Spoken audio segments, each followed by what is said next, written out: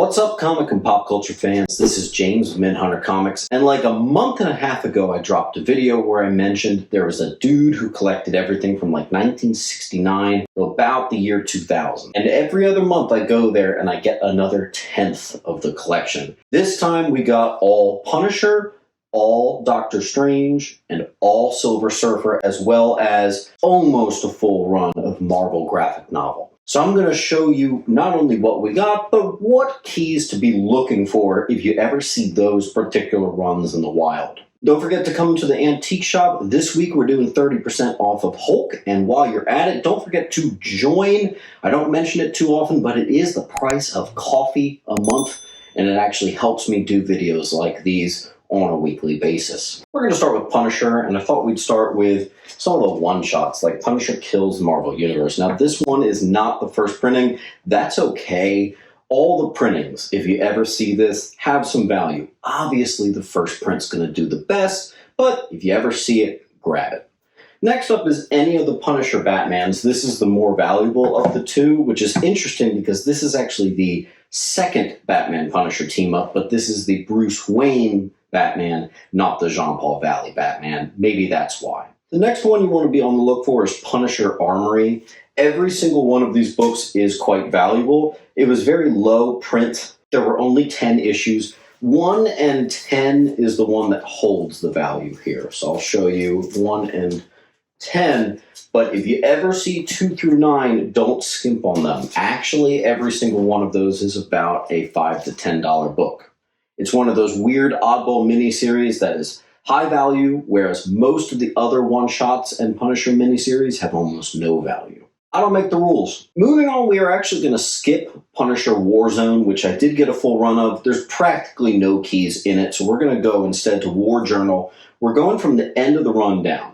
Starting at number 80 is incredibly scarce. Very scarce run right there. 79, still scarce. That is the Death of Microchip. In descending order, 78, which is actually like a $30 book. Again, that low distribution really helps it. That's the one where Lynn returns the mantle to Frank. We've got 75 here, which is the Lynn Michaels shown as the new Punisher. 74 is the first Lynn Michaels as Punisher. And this is the first one, I believe, of her in the Punisher costume. Now, there's a big jump, basically between 6 and issue 62. There's no key significance, so we have to go all the way down to number 6. This is the first battle of Punisher versus Wolverine. Some people also consider it to be a classic cover. That's actually going to run you anywhere from $20, $25. Badly priced, probably $30. And we're going to end it with number 1. Number 1s are always valuable. This is Punisher War Journal, number 1. Also happens to be a newsstand. It does have some value to it, mainly just because it's the origin of the Punisher. Moving on to Volume 2, which is the first ongoing series. We have the Punisher Annual number 2, first meeting of Punisher and Moon Knight. It's a classic team-up/battle issue. That's one to hunt for. Of that first volume, in descending order, we have a very valuable final issue. Just like the end of War Journal, it is scarce. It's not quite as valuable as the final War Journal book. You can kind of find these ones. It is still scarce. Still in the scarce run, we have this copy of Punisher 102. This is an odd Frank Terran Bullseye cover. Notable for its weird art and scarcity, this is actually a $40 to $50 book and is actually the second most expensive in the entire run. Then there's a huge gap. We've just got an iconic cover of Punisher versus Daredevil. I don't believe it's the first time they meet. I'm pretty sure it's just an iconic cover, but still, that's one to be on the look for. I'm not really including books under a $10 value. This is one. That is the first appearance of Microchip, and I think that is very underrated. You guys know I love to talk about underrated. It's like a $5 book. Then we have issue number 1, where Punisher is doing a little too much. He's about to blow a bazooka into that house. Always been a goofy cover in my eyes, but that's quite a valuable one. It actually is, I guess you could say it's tied for monetary value with issue 102. That's the first ongoing solo series issue. Now, if you can find volume 1, you definitely want to do it. I'm going to go in order of appearance. This is issue 1. Now, this is actually like a $150 raw. It's a crazy valuable book. That's the first Punisher comic book. Not first appearance, but first Punisher comic book. And what's interesting is they wanted it to be a 4-part miniseries. Well, they expanded it to 5. As you can see, by issue 2, it says of a 5-part miniseries. So 1, 2, 3, 4, 5, they're all valuable. If you find only 4, that's okay. If you find only 2, that's okay. Don't skip this just because it's not the full run. You absolutely want to grab all 5 if you can. I think the combined value right there is something like $250, maybe even $300 before any pressing and slabbing. It's pretty crazy. We're going to move on to our friend Silver Surfer, where I'm going to show you a couple of the one-shots to start off. Mainly Thanos Quest. Pretty valuable, pretty popular and well-known book right here. This is Thanos hunting down the Infinity Gems. Each book is about a $30 to $40 book. It's a 2-part miniseries. If you can find them, grab them. They're pretty recognizable, but in case you've never seen them, that's what they look like. We also have Darkseid and Galactus one-shot, The Hunger. This is about a $10 book, pretty affordable, and it's going to start a slew of the DC crossovers I'm about to show you. The most valuable one being Silver Surfer Superman, about a $20, $25 book. Just below it is the Silver Surfer Green Lantern. I think that's the best because I'm a Green Lantern fan, but it kind of makes the most sense. The 2 cosmic guys, you know. This is also right here the first Silver Surfer one-shot. So this is the first one-shot of Silver Surfer in 1986, I want to say. That's a pretty good one. Now we're going to go to Volume 2 of Silver Surfer, the long run. I think there were 140-some issues, and we're going to start with annual. There's really only one annual you want to grab, and I bet a lot of you have missed it. Number 6. First appearance of Legacy, a.k.a. Genis Vell, son of Captain Marvel and Elysius. About a $15 book right there, so just because it might look like it's from 1993 doesn't mean it's the same value as most books from 1993. So those are the annuals. So let's go back to just the regular run here. This is the final issue, and just like War Journal, just like Punisher, it is scarce. Grab it if you can. Not a remarkable cover, but just be on the hunt for it. And now I will say something. The Silver Surfer run has a lot of $3, $4, $5, $6, and even $7 keys that I'm just completely skipping. I'm basically showing you only the meat and potatoes here, like issue 82, which is the first cover and full appearance, and 81 as the first appearance of Tyrant, rumored to be coming to the MCU.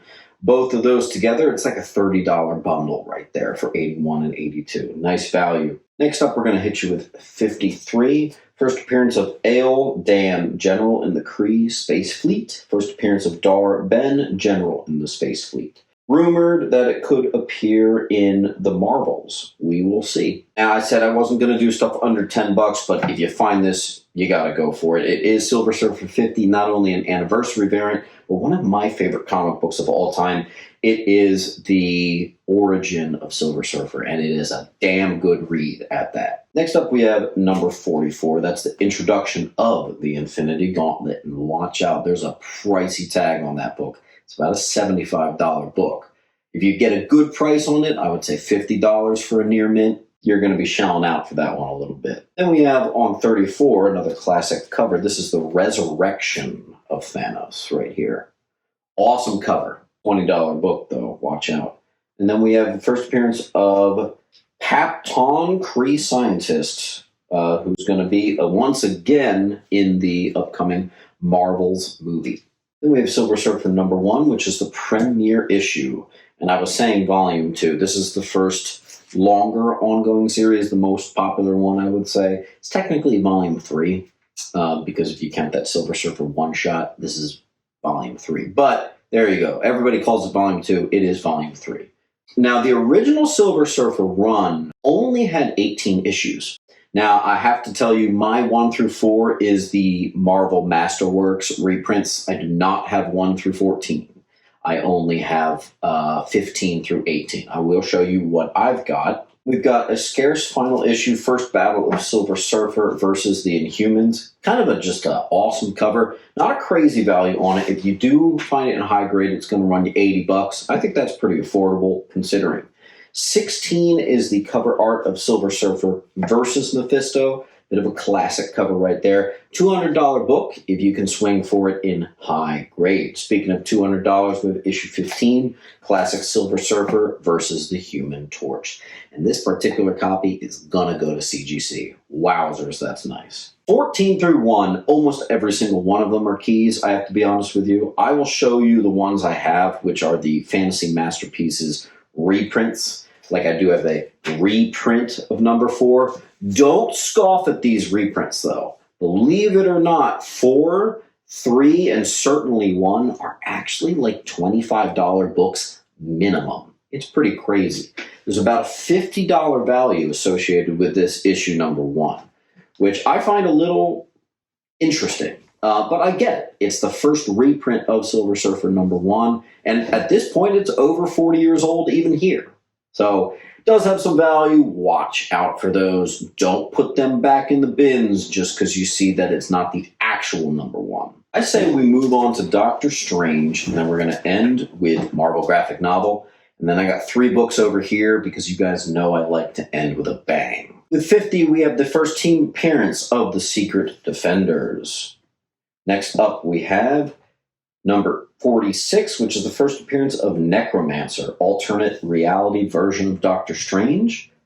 44 is the first appearance of Cyttorak, the entity whose crimson gem gives Juggernaut his powers. And I'm going to skip all the way down to number 15, which is Victor Strange becomes Baron Blood.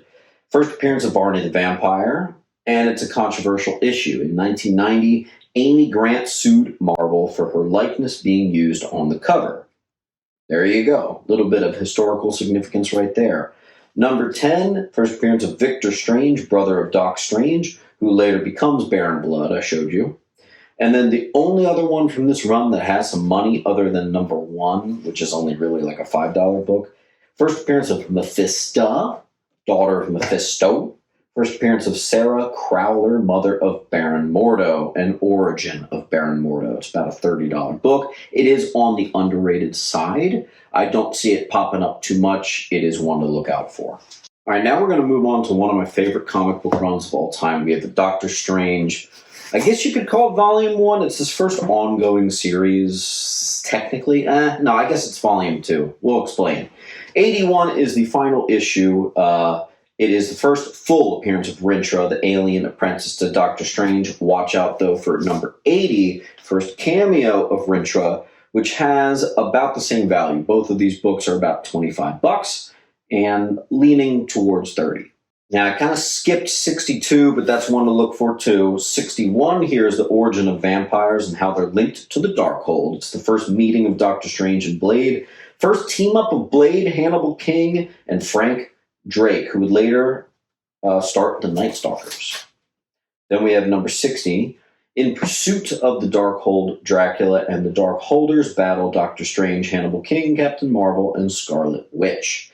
Number 48 is the first appearance of Morgana Blessing, love interest of Doc Strange, and first meeting of Doc Strange and Brother Voodoo. That's a good one right there.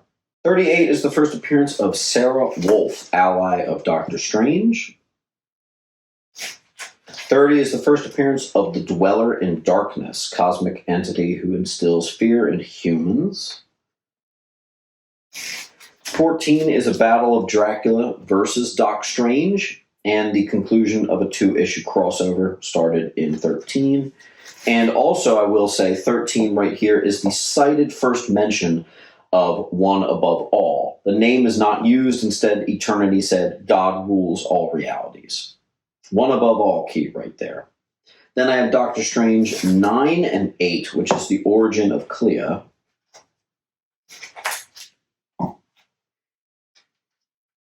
Number 6 is the first appearance of Gaia, elder god and possibly mother of Thor through the Phoenix Force.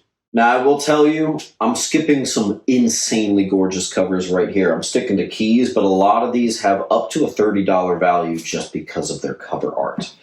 We have number 5, Origin of Silver Dagger, but it's a popular one because it's a bondage cover. Bondage covers always do quite well. Doctor Strange, number 2. This is an unofficial Green Lantern crossover. He's passed out at the bar after drinking yellow chamomile. Get it? Yellow is Green Lantern's weakness. Pretty cool, 1974. And then, of course, I have first appearance of Silver Dagger, which is Doctor Strange, number 1. First solo series officially titled Doctor Strange. That's what I was saying earlier. Strange Tales switched on to Doctor Strange at the very end of the run. This is the first true Doctor Strange run. Now let's talk about that Doctor Strange run because we got it. Now, truth be told, pretty much every single book from this Doctor Strange, it is end of Silver Age, so it's going to have some value, even if it's not a key. But watch out for 183. It's the final issue. First team appearance of the Undying Ones. 182 is the first battle of Doctor Strange versus Juggernaut. Awesome cover. All Doctor Strange comics have amazing covers, except for, ironically, his first appearance. Classic cover by Gene Colan and Steve Ditko. Eternity from Strange Tales 146 and Doctor Strange are superimposed on a photo of New York City. Next up, we have 179. This one's got a little value. It is actually a reprint of ASM Annual 2, which is the first Spider-Man Doc Strange team-up. 177 is the debut of Doctor Strange's costume that fully conceals his identity and a classic cover. 175 is the first cover appearance of Clea, first team appearance of the Sons of Satanish. Charles Benton becomes Asmodeus, later releases Ymir and Surtur from their prisons. 174 is the first appearance of Satanish, demon created by Dormammu and father to Damon Hellstrom and Satana. These books are metal as hell. First cover appearance of Nightmare. Watch out, this one's got an expensive value to it right there. High grade, you're talking deep in the 300s, raw. And then, of course, I gotta hit you with 169, formerly titled Strange Tales, and probably the most valuable book I picked up. First solo titled Doctor Strange issue, Origin of Doc Strange, and first appearance of Charles Benton, later becomes Asmodeus. Not to be confused with Asmodeus from The Spectre. Man, DC and Marvel really liked to borrow from each other back then. Gorgeous cover. That's actually going to the Roy Thomas signing. And I need to hurry, actually. All right, now I'm going to go ahead and show you the Marvel graphic novels. Now, I don't have a complete run of that. Mine stops at right around issue 20. There are good ones past that, but I'll show you what I got. And then we're going to end with a bang, as I always like to do. I'm going to start with the keys that I have in descending order. Number 18, paperback featuring She-Hulk, an original story. So it's just an original story, classic cover. We also have number 17, Living Monolith Becomes Living Planet. First appearance of Ensaba Noir, Apocalypse in Human Disguise. And these are pretty sharp, I gotta say. Number 15 is the first appearance of Signet Valkyrie. Number 9 is the first appearance of the Futurians. And then I have number 5 here. First appearance of William Stryker. First team appearance of the Purifiers. First appearance of Kitty Pryde as Ariel, formerly Sprite. That's actually a pretty valuable one. It's a little bit of a underrated one, I think. Here's the one everybody knows. Number 4, first team appearance of the New Mutants. First appearance of White Rook. But yeah, mainly first appearance of the New Mutants. That should sound a little familiar to you. Marvel graphic novel, number 4. And then of the other valuable ones, I have number 3, which is the Origin of Dreadstar, Jim Starlin book right there. Speaking of Jim Starlin, we have number 1, the most iconic, most valuable, other than number 4. This is the classic cancer-killing Captain Marvel. And because I like to end with a bang, the following books I'm about to show you have nothing to do with Punisher, Doc Strange, Silver Surfer, or Marvel graphic novel. But I am going to squeeze them in time for the Roy Thomas signing. We have his co-creation, which is the first appearance of Morbius, ASM 101 right there. That will be going off to the Roy Thomas signing. You probably know what that is, but if you don't know, first cover and first appearance of Morbius. I also have Marvel feature number 1, which is the first appearance of the Defenders right there. Also going to the Roy Thomas signing. And then the book I'm most excited about, we've got a particularly sharp copy. This thing is, I would say, at least, if they wanted to be mean to me, an 8.0. That's Giant Size X-Men 1, baby. That's the first appearance of Storm, first appearance of Nightcrawler, second or third appearance of Wolverine, first appearance of Colossus. That's a big deal. I like to end with a bang. I think that's the best way to do it. I hope you enjoyed the video, and I will see you soon, hopefully with some awesome signed books in some beautiful slabs. Thanks again. Don't forget to like on your way out. I'll see you at the next video. Keep on hunting. Make sure to come down to Sentiment Depot Antiques and Collectibles, where I'm set up with all of my comics, located at 238 West Delaware Ave, Pennington, New Jersey. Open every day except for Monday and Tuesday. Enjoy 10% off from Wednesday to Friday. See you there.